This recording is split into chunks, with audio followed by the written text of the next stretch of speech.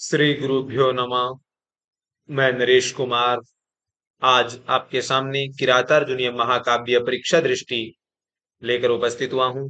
अभी तक हमने इससे पहले बुद्ध चरित महाकाव्य की परीक्षा दृष्टि हमने देखी। तो आशा है कि आपको ये श्रृंखलाएं अच्छी लग रही होंगी, और यदि आपको अच्छी लग रही है तो आप अपने मित्रों तक अवश्य शेयर करें।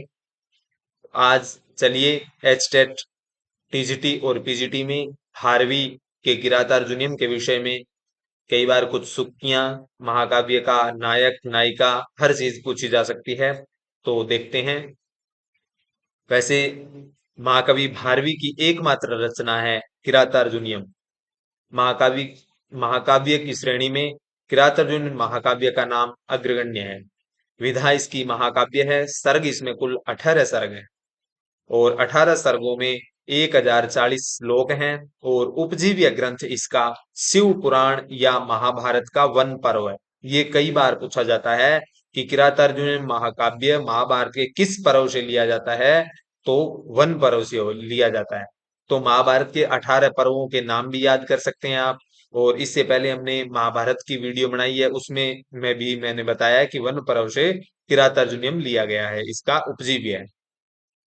नायक की दृष्टि से देखें तो इसमें मध्यम पांडव अर्जुन नायक हैं, और प्रतिनायक की दृष्टि से देखें तो किरात वेशधारी शिव हैं। तो ये याद रखिएगा, किरात अर्जुन महाकाव्य है और इसमें कुल 18 सर्ग हैं, 1040 श्लोक हैं। महाभारत के वन पर्व और शिव पुराण में इसकी कथा मिलती है, और इसका नायक है वो मध्यम पांडव अर्जुन है। और इसका जो प्रतिनायक है, मतलब किरात वेशधारी शिव है प्रतिनायक। ठीक है, यानी खलनायक कहें या प्रतिनायक कहें। इसके पश्चात नायक की जो प्रकृति है वो धीरोदात्त, क्योंकि महाकाव्य में जो नायक होता है वो धीरोदात्त प्रकृति का होता है। और नायिका देखें तो नायिका इसमें द्रौपदी है, जो प्रथम सर्ग में ही महाराज बनने वाले हैं। यानी कौन, पांडव पक्ष के जो श्रेष्ठ हैं युधिष्ठिर, उनको खरी खोटी भी सुनाती है प्रथम सर्ग में। इसके पश्चात इसका मुख्य अंगी रस है, प्रधान रस वो वीर है। और गौण रस यानी अमुख्य रस वो कौन सा है, वो श्रृंगार रस है। इसके पश्चात रीति एवं गुण की बात करें तो पांचाली रीति के विशेष कवि हैं, और इसमें ओज गुण है। इसके पश्चात किरातार्जुनीयम के प्रथम सर्ग में वैदर्भी रीति का प्रयोग किया है महाकवि ने। इसके पश्चात अलंकार अलंकार की बात करें तो 3 शब्द अलंकार, 60 अर्थालंकार और 7 चित्रालंकारों का प्रयोग किया है। इसके पश्चात इसके पश्चात यदि हम बात करें तो इसके पश्चात भारवी की जो शैली है वो पांडित्य प्रधान अलंकृत शैली में इन्होंने रचना की है। और कथानक इसका है, पाशु तपस्यारत अर्जुन द्वारा किरात वेशधारी शिव से पाशुपतास्त्र की प्राप्ति। ठीक है, तो पाशुपतास्त्र की प्राप्ति तपस्या में रत यानी तपस्या करते हुए अर्जुन द्वारा किरात वेश में भगवान शिव से जो पाशुपतास्त्र की प्राप्ति करता है, वो इस ग्रंथ का मुख्य विषय है। इसके पश्चात हम बात करें, जो इसकी संक्षिप्त कथा है 18 सर्गों की, तो वो एक दृष्टि में हम देख लेते हैं। किरातार्जुनीयम में कौरवों पर विजय प्राप्ति के लिए अर्जुन हिमालय पर्वत पर जाकर तपस्या करना और किरात वेशधारी शिव से युद्ध और प्रसन्न हुए भगवान शिव से पाशुपत अस्त्र की प्राप्ति का वर्णन है। तो आपसे ये पूछा जा सकता है कि पाशुपतास्त्र की प्राप्ति किस ग्रंथ में वर्णन है, तो किरातार्जुनीयम में आप ध्यान रखेंगे। इसके पश्चात प्रथम सर्ग में क्या है कि हस्तिनापुर से भेजे गए वनेचर का द्वैत वन में आकर युधिष्ठिर से मिलना। तो ये भी पूछा गया है कौन से वन में आकर मिलता है, तो द्वैत वन में। और दुर्योधन के शासन प्रबंध का वर्णन तथा युधिष्ठिर के लिए द्रौपदी का उत्तेजना पूर्वक कथन। अर्थात द्रौपदी युधिष्ठिर को युद्ध के लिए या कहती है कि आराम से हमें राज्य देने वाले नहीं है, हमें युद्ध करना ही पड़ेगा, ऐसा कहती है। इसके पश्चात द्वितीय सर्ग में युधिष्ठिर और भीम का संवाद है, व्यास का आगमन है। इसके पश्चात तृतीय सर्ग में युधिष्ठिर व्यास का संवाद है और व्यास द्वारा अर्जुन को पाशुपत अस्त्र की प्राप्ति के लिए हिमालय पर जाकर तपस्या करने का आदेश। यानी कौन कहता है अर्जुन को? व्यास जी कहते हैं कि पाशुपत अस्त्र की प्राप्ति हिमालय पर जाकर तपस्या करने का आदेश देते हैं और अर्जुन प्रस्थान करते हैं। ये कथानक है, ये तृतीय सर्ग में है। इसके पश्चात चतुर्थ सर्ग में शरद ऋतु का वर्णन है। शरद ऋतु का वर्णन कहाँ है? चतुर्थ सर्ग में। इसके पश्चात पंचम सर्ग में हिमालय का वर्णन किया गया है और षष्ठ सर्ग में अर्जुन की तपस्या, तपोविघ्न के लिए इंद्र द्वारा अप्सराओं को भेजना, ये वर्णन भी कहाँ मिलता है? षष्ठ सर्ग में मिलता है। इसके पश्चात बात करें सप्तम सर्ग की, तो इंद्र द्वारा प्रेषित गंधर्वों और अप्सराओं के आने का और उनके विलासों का वर्णन इसमें मिलता है। और सर्ग 8 में गंधर्वों और अप्सराओं का उद्यान विहार और जल क्रीड़ा, गंधर्वों की जो अप्सराएं हैं उनका उद्यान, उद्यान मतलब जो बाग है, जो वन है, वन में विचरण करना और जल में स्नान करना आदि क्रीड़ाएं का वर्णन भी अष्टम सर्ग में मिलता है। इसके पश्चात नवम सर्ग में सायंकाल और चंद्रोदय का वर्णन है, सूरत वर्णन और प्रभात का वर्णन भी मिलता है। इसके पश्चात सर्ग 10 में वर्षा आदि का वर्णन है, अप्सराओं का चेष्टा वर्णन तथा उनका प्रयत्न वैफल्य, ऐसा भी वर्णन का मिलता है दशम सर्ग में। इसके पश्चात 11वें सर्ग में मिलता है मुनि रूप में इंद्र का आगमन होता है, इंद्र और अर्जुन का संवाद है, इंद्र का पाशुपत अस्त्र की प्राप्ति के लिए अर्जुन को शिव आराधना करने का उपदेश भी 11वें सर्ग में बताया जाता है। इसके पश्चात बात करें तो 12वें सर्ग में अर्जुन की तपस्या, शुकर के रूप में मूक नामक दानव का अर्जुन द्वारा वन के लिए आगमन। तो ये ध्यान रखेंगे कि मूक नामक दानव जो शुक्र के रूप में था, शुक्र मतलब सुअर के रूप में, तथा किरात वेशधारी शिव का भी आगमन। ठीक है, ये भी 12वें सर्ग में मिलता है। ये भी पूछा जा सकता है किरात वेशधारी शिव का जो आगमन है वो कौन से सर्ग में है? तो किरात वेशधारी शिव का आगमन है वो 12वें सर्ग में है। इसके पश्चात शुक्र रूपधारी मूक दानव पर शिव और अर्जुन के बाणों का प्रहार, उस वराह की मृत्यु, वराह की उसकी क्या हो जाती है? मृत्यु हो जाती है। और बाण के विषय में शिव के अनुचर और अर्जुन का विवाद होता है। जो शिव का अनुचर मतलब जो शिव का रूप धारण करके आए हुए हैं अनुचर और अर्जुन दोनों विवाद करते हैं कि ये मेरा है, ये मेरा है, ऐसा वर्णन 13वें सर्ग में मिलता है। इसके पश्चात बात करें तो सेना रहित शिव का आगमन और सेना के साथ अर्जुन का युद्ध का वर्णन भी चतुर्दश सर्ग में मिलता है, ये ध्यान रखेंगे। इसके पश्चात यदि हम बात करें तो 15वें सर्ग में चित्र युद्ध वर्णन, ये बहुत इंपॉर्टेंट है, हर कई बार पूछा जाता है कि चित्र काव्य का कौन से सर्ग में वर्णन मिलता है और चित्र काव्य के कवि भी कौन है? तो ये यहीं से इनका प्राप्त होता है। इसके पश्चात 16वें सर्ग में शिव और अर्जुन का अस्त्र युद्ध है और 17वें सर्ग में शिव की सेना के साथ अर्जुन का युद्ध, शिव और अर्जुन का युद्ध इस सर्ग की मुख्य घटना है। 18वें सर्ग में शिव और अर्जुन का बाहु युद्ध होता है, शिव का वास्तविक रूप में प्रकट होना, इंद्र आदि का आगमन, अर्जुन को पाशुपत अस्त्र की प्राप्ति हो जाती है, इंद्र आदि का अर्जुन को विविध अस्त्र देना, सफल मनोरथ अर्जुन का युधिष्ठिर के समीप पहुंचने का वर्णन भी 18वें सर्ग में मिलता है।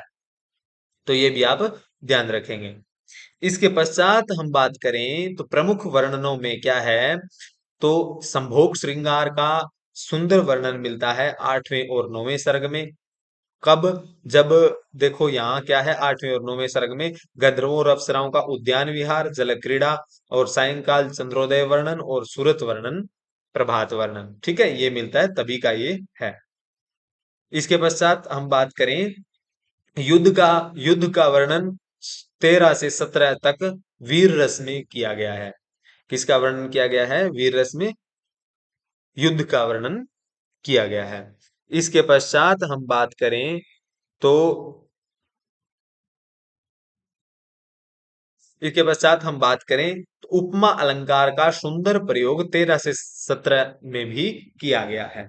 ठीक है, 13 से 17 सर्गों में उपमा, अनेकों उपमा के उदाहरण मिलेंगे। प्रमुख विचित्रता सर्ग 4 में सर्द वर्णन है। ठीक है, सर्द ऋतु का वर्णन है। ठीक है, कौन से सर्ग में? सर्ग नामक 4 में। ठीक है, सर्द ऋतु का वर्णन चतुर्थ सर्ग में है, ये भी पूछा जाता है। इसके पश्चात हम बात करें तो सर्ग 5 में हिमालय का वर्णन देख लिया हमने, और 8वें सर्ग में जल क्रीड़ा का वर्णन, और 9वें सर्ग में संध्या और चंद्र उदय और सूरत वर्णन भी मिलता है। ठीक है, प्रेम वर्णन, सूरत मतलब प्रेम, प्यार का प्रसंग का वर्णन भी मिलता है, रति क्रीड़ा इत्यादि। इसके बाद सर्ग 12 से 18 तक युद्ध का वर्णन भी मिलता है। तो ये मुख्य वर्णन हुए। इसके पश्चात बृहत्त्रयी में महाकाव्यों की गणना, भारवी का किरातार्जुनीयम 18 सर्ग हैं, माघ का शिशुपाल वध 20 सर्ग हैं, श्रीहर्ष का निषद ये 22 सर्ग हैं। तो ये आप मुख्य रूप से याद कर लें। एक हम जो बृहत्त्रयी, लघुत्रयी इत्यादि ग्रंथ है उसकी भी एक वीडियो बनाएंगे इसके बाद। इसके पश्चात भारवी के किरात अर्जुनियम का प्रारंभ श्री शब्द से, और प्रत्येक सर्ग के अंत में श्लोक में क्या? लक्ष्मी शब्द का प्रयोग किया गया है, इसीलिए इस महाकाव्य का नाम है लक्ष्मी पदांक महाकाव्य। ठीक है, लक्ष्मी पदांक महाकाव्य, अंतिम श्लोक में लक्ष्मी पद का प्रयोग किया है। किरात अर्जुनियम के प्रथम सर्ग में कुल 46 पद्य है, और ठीक है, कितने पद्य हैं? कुल 46 पद्य हैं। किसमें? किरातार्जुनीयम के प्रथम सर्ग में। इसके पश्चात हम बात करें किरातार्जुनीयम के प्रथम सर्ग में वंशस्थ छंद है 1 से 44 श्लोकों तक, और 45वें श्लोक में न समय परिरक्षणम समम ते, इस श्लोक में क्या है? पुष्पिताग्रा छंद है। और अंतिम जो 46वां श्लोक है उसमें मालिनी छंद है, और कहते हैं विधि समय नियोगात दीप्ति संहार जिम्मा। ठीक है, ऐसे अंतिम श्लोक है ये जो मालिनी छंद में, क्योंकि जो महाकाव्य के लक्षण हैं उस लक्षणों में बताया गया है कि किसी भी महाकाव्य के अंत में क्या होना चाहिए? छंद परिवर्तन करना आवश्यक है। इसके पश्चात अर्थ गौरव के लिए प्रसिद्ध है भारवी। ठीक है, भारवी अर्थ गौरवम, ये पंक्ति मिलती है। इसके पश्चात नायक अर्जुन और प्रतिनायक किरात के नाम पर इस महाकाव्य का नाम पड़ा किरातार्जुनियम। और ने श्री कृष्ण माचार्यर ने किरातार्जुनियम की कितनी टीकाओं का उल्लेख किया है? 34 टीकाओं का उल्लेख किया है। किसने? कृष्ण माचार्यर, कोई व्यक्ति है, उन्होंने 34 टीकाओं का वर्णन किया है। किरातार्जुनियम की सर्वाधिक प्रसिद्ध और प्रामाणिक टीका है सारस्वती। कौन सी टीका है? सारस्वती टीका। इसके पश्चात टीका का नाम इसके बाद है सरस्वती टीका, और एक टीका है घंटापथ टीका जो मल्लिनाथ की है। घंटापथ का अर्थ होता है राजमार्ग। क्या अर्थ होता है? राजमार्ग, घंटा पथ। ठीक है, राजमार्ग। और किरातार्जुन की टीकाओं में सर्वाधिक लोकप्रिय टीका है शब्दार्थ दीपिका, जो श्री चित्र भानु की है, केवल 3 सर्गों पर मिलती है। और किरातार्जुनीयम के प्रथम 3 सर्गों को पाषाण त्रय कहा जाता है। क्या कहा जाता है? पाषाण त्रय में रखा जाता है किरातार्जुनीयम के 3 सर्गों को। भारवी के आश्रयदाता दुर्विनीत ने संस्कृत टीका लिखी, और किरातार्जुनीयम के 15वें सर्ग पर। ठीक है, संस्कृत टीका क्या लिखी? कौन से सर्ग पर लिखी? किरातार्जुनीयम के 15वें सर्ग पर। और शब्दावतार नाम से बृहत कथा का संस्कृत रूपांतरण किसने किया? तो दुर्विनीत ने किया था। और किरातार्जुनीयम का 15वां सर्ग प्रसिद्ध किसके लिए है? चित्र काव्य के लिए, ये भी मैंने बताया। ठीक है, तो ये शब्दावतार नाम की टीका है ना, ये टीका का संस्कृत बृहद कथा का संस्कृत रूपांतरण दुर्विनीत ने किया था, इसलिए ये दुर्विनीत दुर्विनीत है ना, भारवी के जो आश्रयदाता दुर्विनीत है, उन्हीं का काम है ये, इसीलिए यहाँ पर ये बताया गया है।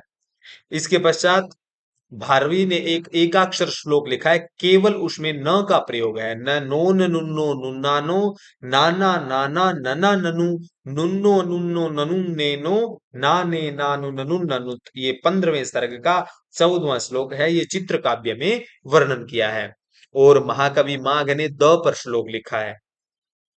इसके पश्चात अर्थ गौरव का अर्थ है अल्प शब्दों में प्रभूत अर्थ का सन्निवेश, अर्थात गागर में सागर भरना, यानी कुछ ही बात में बहुत बड़ी बात कह देना ही क्या है, अर्थ गौरव।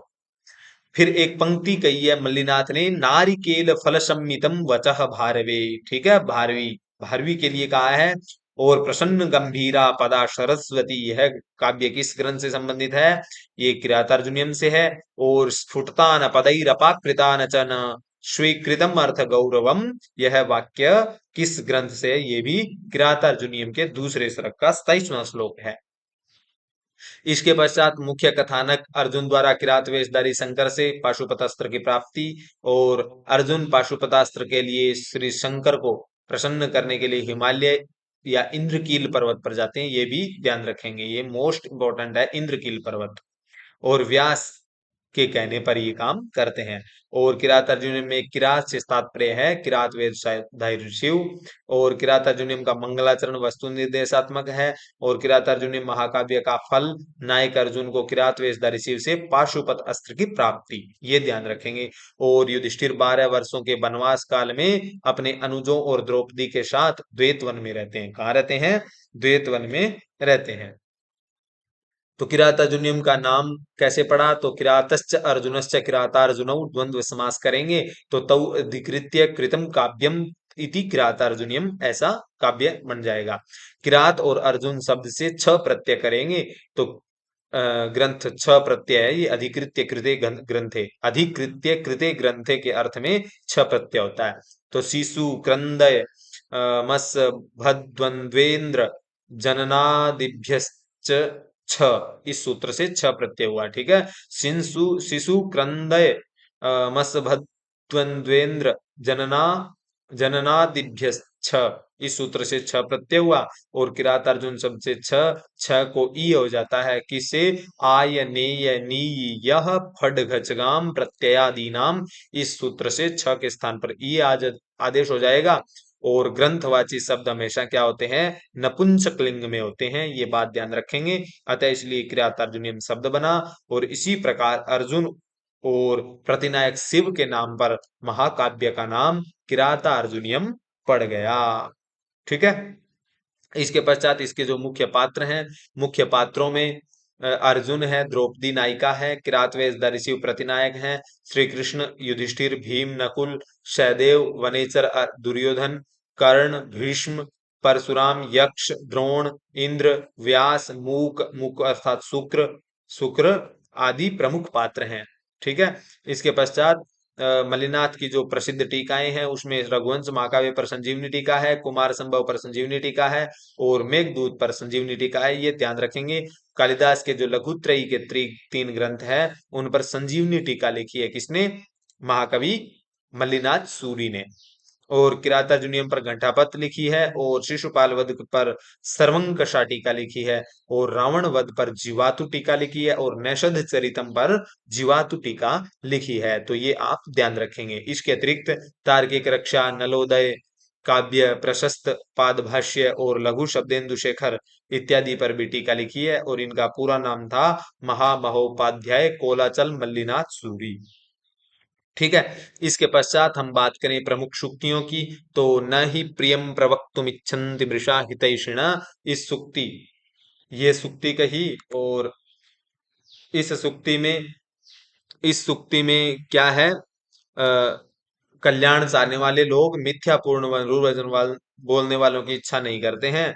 हितम मनोहारी च दुर्लभम वच, अनुशास हितकारिणी, साथ ही मनोहारिणी वाणी दुर्लभ होती है।